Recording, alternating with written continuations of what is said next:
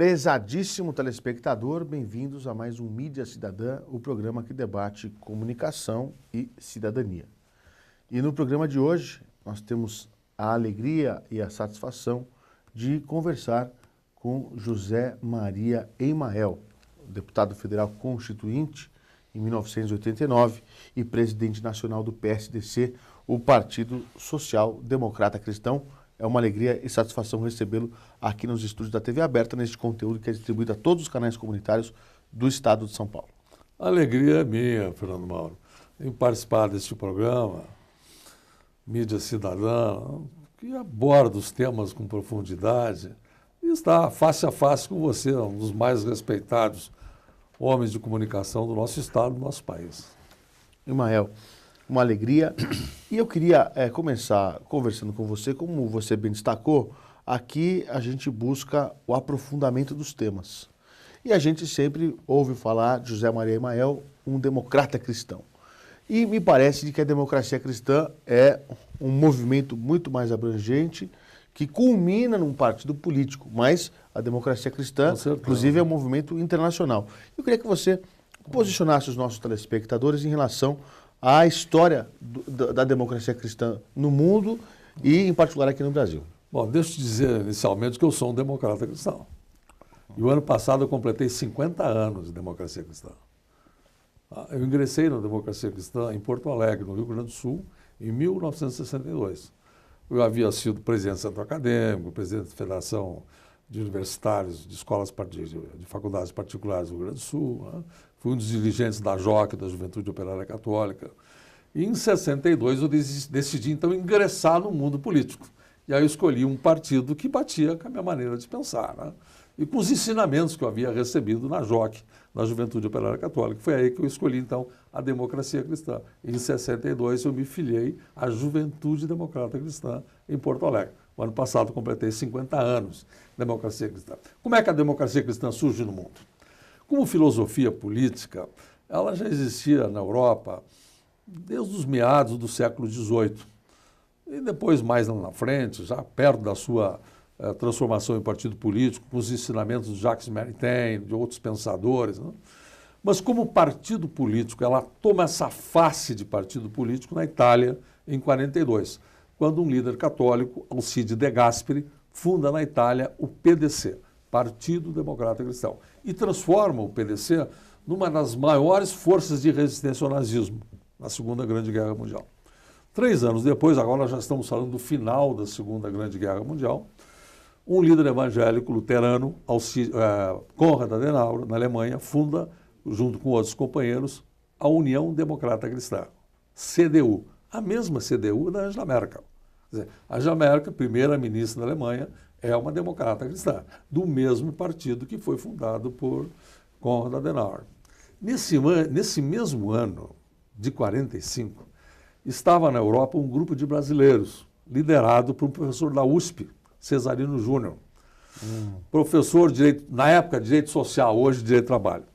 E o Cesarino Júnior, junto com ele estava o Tristão de Ataíde, outros pensadores. E esse grupo de brasileiros fica fortemente motivado pela ideia da democracia cristã de construir sociedades livres, justas e solidárias. E voltam para o Brasil e no dia 9 de julho de 1945, aqui em São Paulo, no centro da cidade, no Teatro Municipal, fundam aqui em São Paulo também o PDC, Partido Democrata Cristão. Em 47, o partido participa da primeira eleição municipal, não elege ninguém, mas fica com o suplente. E o suplente assume em 48. Era um rapaz que tinha vindo do Mato Grosso, e depois, hoje Mato Grosso do Sul, e que depois o Brasil conheceria pelo nome de Jânio da Silva Quadros. Em 50, um outro rapaz aqui em São Paulo se elege vereador. Quem passasse na velha Câmara Municipal e olhasse na placa, na frente do gabinete, leria André Franco Montoro. Se elege vereador pelo PDC, começando sua trajetória política. No início da década de 50, lá no Paraná, um outro rapaz, aliás, a democracia cristã tem uma atração para a juventude muito forte. Um outro rapaz ingressa na democracia cristã, da juventude. Depois seria o presidente nacional da Juventude Democrata Cristã, depois se elegeria deputado federal pelo PDC em 62, e mais tarde um dos maiores vultos da nossa história política do país, José Richa. O pai do Beto Richa. Pai do Beto Richa. Em 58, lá em Santa Maria, havia um rapaz, que ele era o motorista, o secretário e o assessor do arcebispo. Um dia o arcebispo chega para esse rapaz e fala: ô Nelson, você tem jeito para a política? Por que você não entra nesse processo? E o Nelson acredita no arcebispo, se candidata a vereador e se elege vereador em Santa Maria. Nelson Marquesano. Hoje deputado federal. Que foi o filho dele, o deputado federal. O filho dele. O filho dele, que depois seria o presidente da Câmara dos Deputados, uma das grandes figuras da democracia cristã no Brasil. Em 62 eu entro na história, como falei antes, quando me filiu na democracia cristã em Porto Alegre, mas em 65 acontece a primeira tragédia da democracia cristã no Brasil, que foi o ato institucional número 2, que extinguiu os 13 partidos que existiam, o PDC era um deles.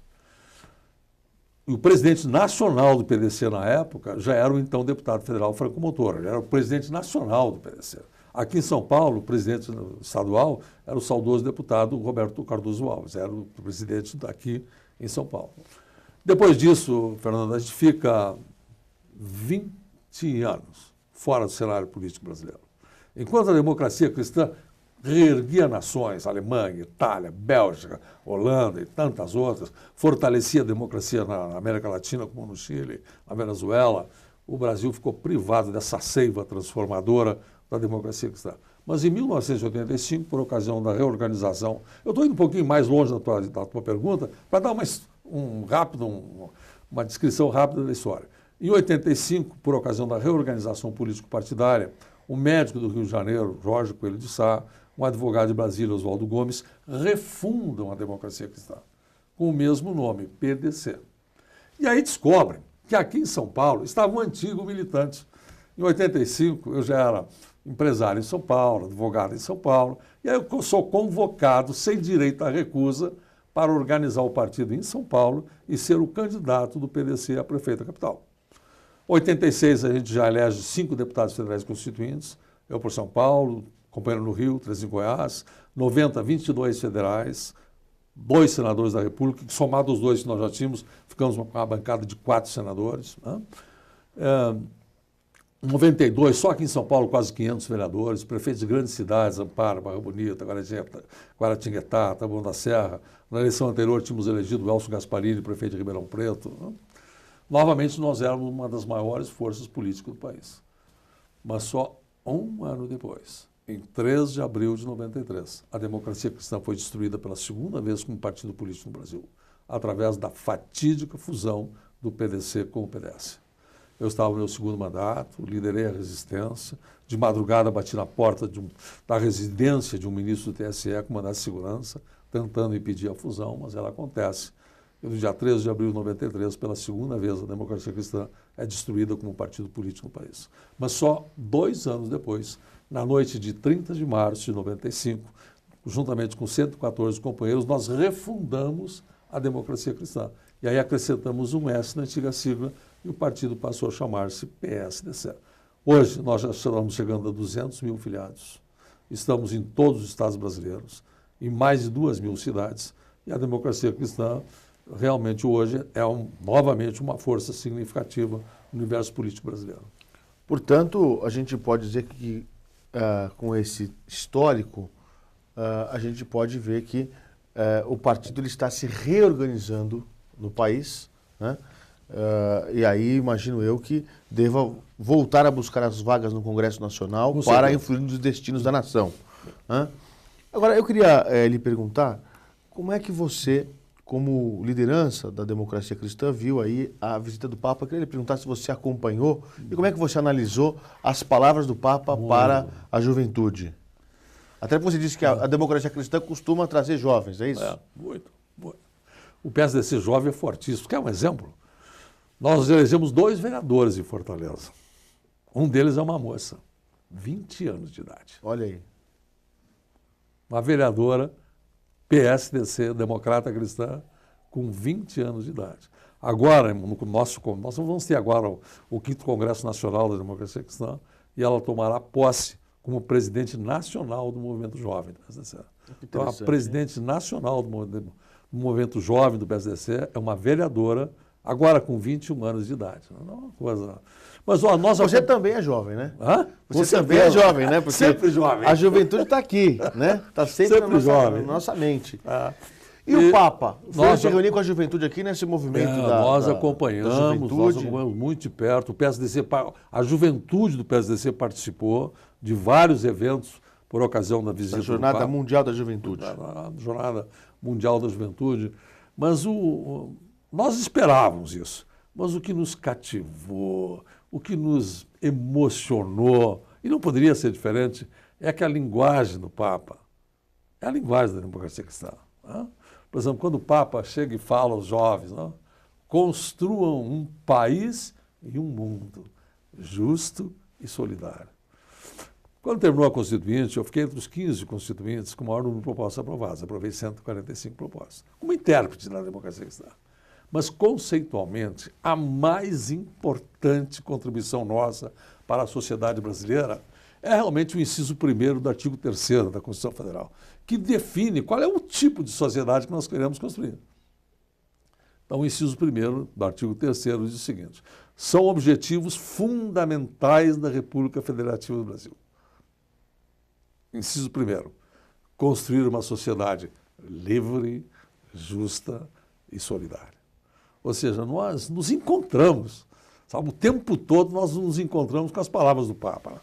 Agora, o Brasil tem vivido aí, você tem visto, uma movimentação de inconformismo e de indignação com o que tem acontecido na política nacional em especial. A gente vivenciou agora a Copa das Confederações e o pessoal dizendo na rua que queria educação com o padrão FIFA, né? Saúde com o padrão FIFA e por aí afora. Não era só estágio que a população queria. Esse sentimento de inconformidade, como é que o PSDC captou isso? E como é que ele pretende externar isso na sua movimentação política? Bom, começando pelo começo. Porque só um detalhe. Muitos partidos políticos estão sendo exatamente atingidos por essa movimentação. Não é que como é que vão reagir ou agir em relação a isso. Eles estão, na prática, sendo expurgados da movimentação política por conta desses movimentos. Eu acho muito interessante. Eu tenho visto alguns partidos políticos se desculpando, né? Usando seus programas nacionais para se desculpar, dizer que tudo bem, vamos ouvir a voz das ruas, então. Bom, como é que foi a postura da democracia cristã? Bom, em fevereiro desse ano, na mensagem nacional do PSDC de fevereiro, de 5 de fevereiro, a democracia cristã captou esse sentimento. Tá? Nós estávamos sentindo esse pulsar. Todos nós presidentes estaduais, sabe, em conjunto com a nacional, já tinham detectado esse pulsar. Né? E aí, então, nós, em fevereiro, em 5 de fevereiro, o PSDC estabeleceu como palavra de ordem dos democratas cristãos brasileiros a inconformidade. É uma palavra que não se usa muito. Inconformidade. É uma palavra longa, mas ela tem uma força. E nesta mensagem de fevereiro, nós listamos as inconformidades com as várias carências nacionais. Mas, ao final, essa mensagem resumia: inconformidade com o que poderíamos ter e não temos. Inconformidade com o que não somos e poderíamos ser. E aí foi uma sequência. Depois, em seguida, em abril, 5 de abril, em Curitiba, no encontro do Sul-Sudeste, no 6º encontro do Sul-Sudeste, nós editamos uma nota oficial, a inconformidade da democracia cristã com os 12 torcedores brasileiros sequestrados na Bolívia, se o governo fizesse nada. Assim como não fez quando foi invadida a Petrobras. Tá? E mais adiante, a inconformidade com a segurança pública, em conformidade com a política externa, meramente ideológica, afastando o Brasil da rota do desenvolvimento.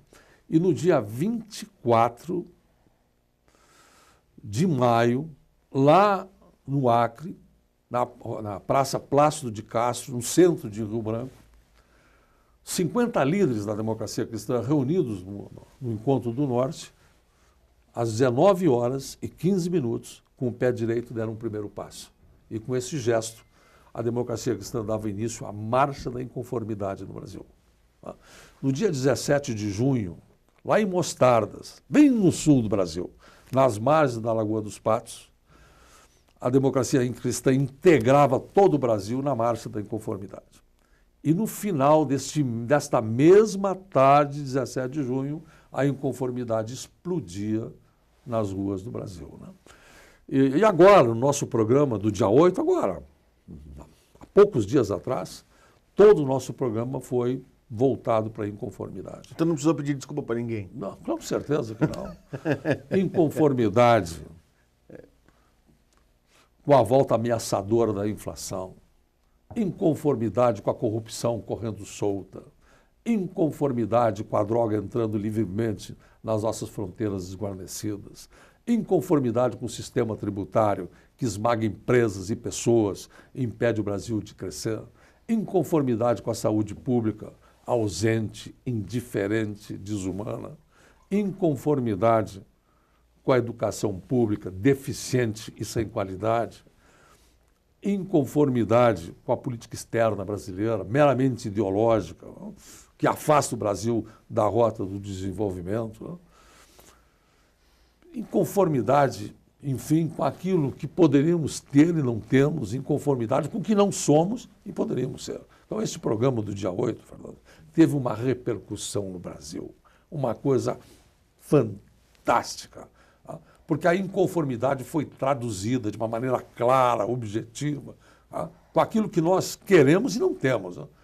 E a marcha da inconformidade, ela tem um lema: juntos para o Brasil que queremos. Todos nós queremos um Brasil melhor.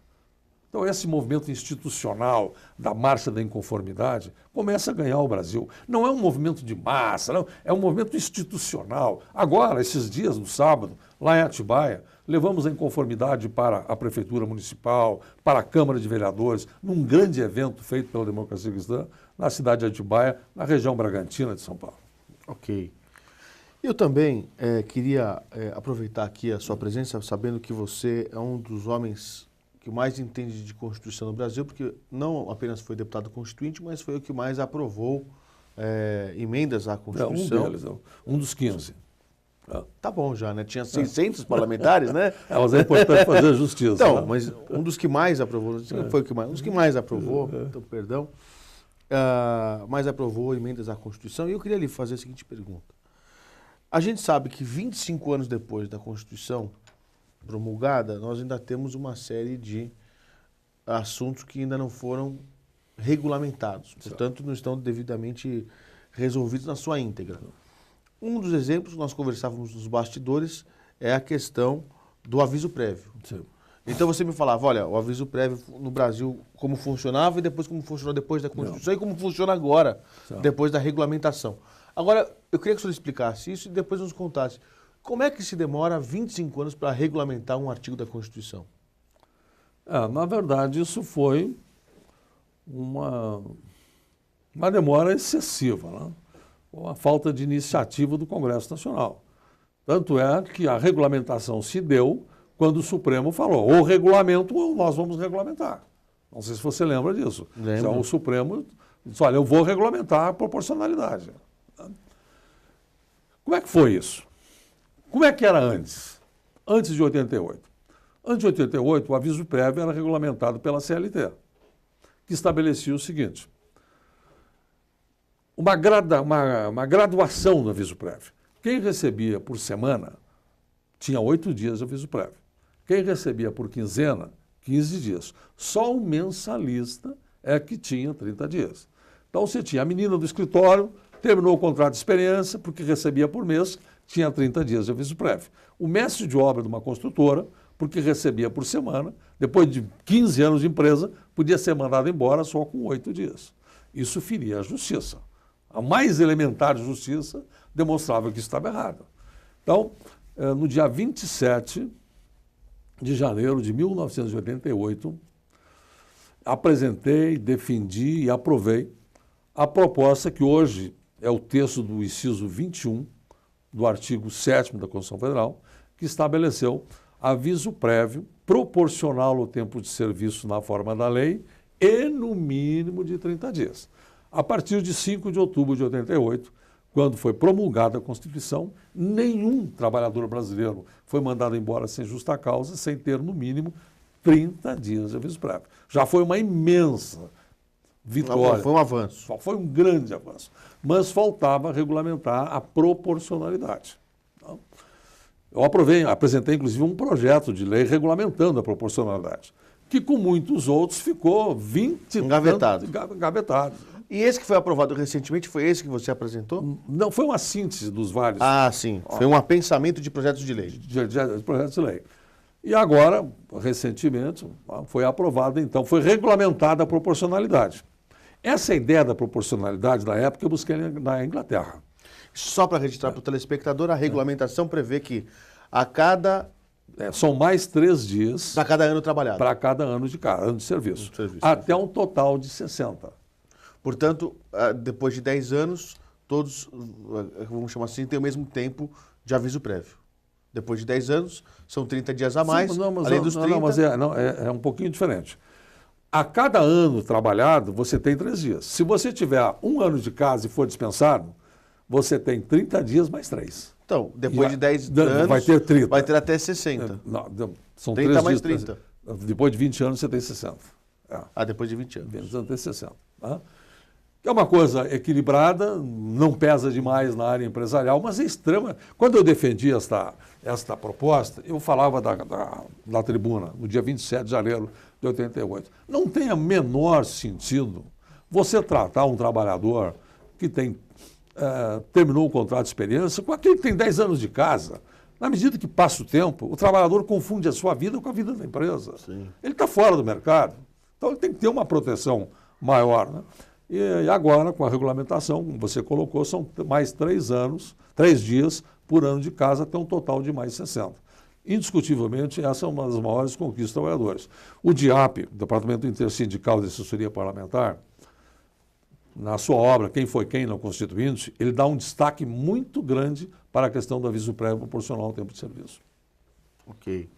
Também queria lhe perguntar a respeito de como é que você vê hoje essas matérias constitucionais que ainda carecem de regulamentação. Porque nós citamos um exemplo, demorou 23 anos para ser regulamentado, mas existem outras questões na Constituição que nós não queremos que a Constituição seja letra morta, até porque ela é a base da cidadania de qualquer país.